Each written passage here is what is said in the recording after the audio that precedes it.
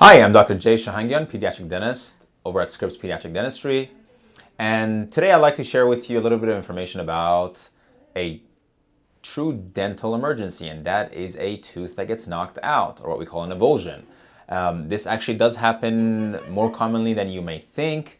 Interestingly enough, in my practice, it's mostly girls soccer players. Now, this can happen in our bathtubs, it can happen in our living rooms, in places that our kids spend the most time in fact. So better to be prepared than not, certainly. So first of all, I want to highlight, if your child has a significant trauma, make sure that they're okay first and foremost, right? If there's any concussions or any significant issues like that, we have to get that addressed immediately. Assuming that there isn't anything like that, your dental traumas are best managed by a pediatric dentist, and especially if it's an avulsion or a knocked out tooth, every minute counts. So please find your nearest pediatric provider. Your general dentist and emergency rooms aren't as comfortable dealing with these sort of things, and you may be losing precious time. So we do not generally reimplant a knocked out baby tooth. So if you're unsure whether this is a permanent tooth or a baby tooth, if you're not sure if it's the full tooth or part of the tooth, you shouldn't have to worry about it. We're going to go through the same sequence either way. And the highlight is there are certain cells on the tooth that we want preserved if we're going to reimplant that tooth successfully.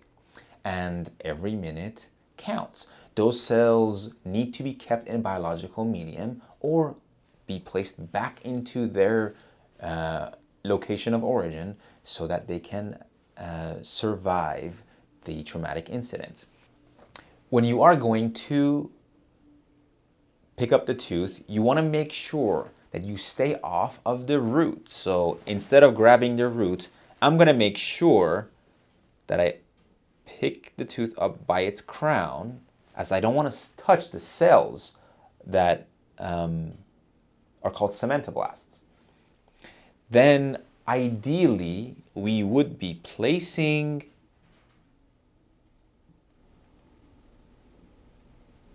the tooth right back into the socket. Now, this is way easier said than done when it's on a model and it's not your child.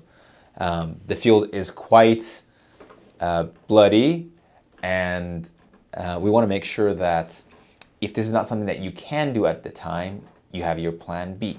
So plan B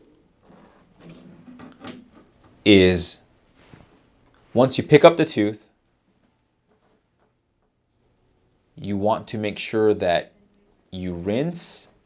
Now, I have normal saline here, but if you have water, because you're probably not going to carry normal saline with you, you rinse very lightly, very gently, just the root structure in case there's any debris. We're not going to scrape, we're not going to scrub, just very lightly you're going to rinse.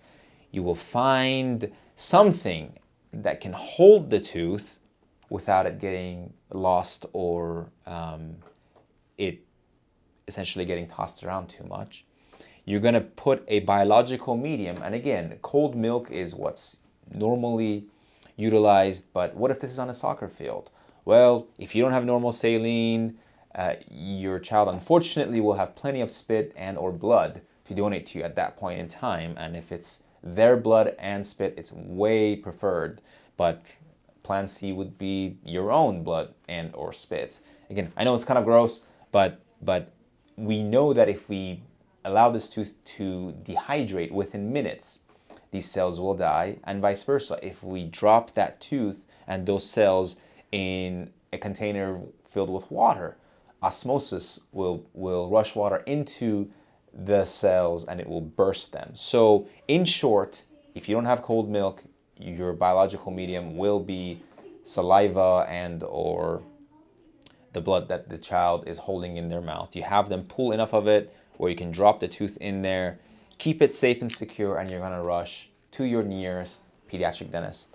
And at that point, they can determine if this is a primary or a permanent tooth. And if it's a tooth fragment, the same. This sequence can help provide lots of useful information to your pediatric dentist. I hope you'll never have to deal with something like this.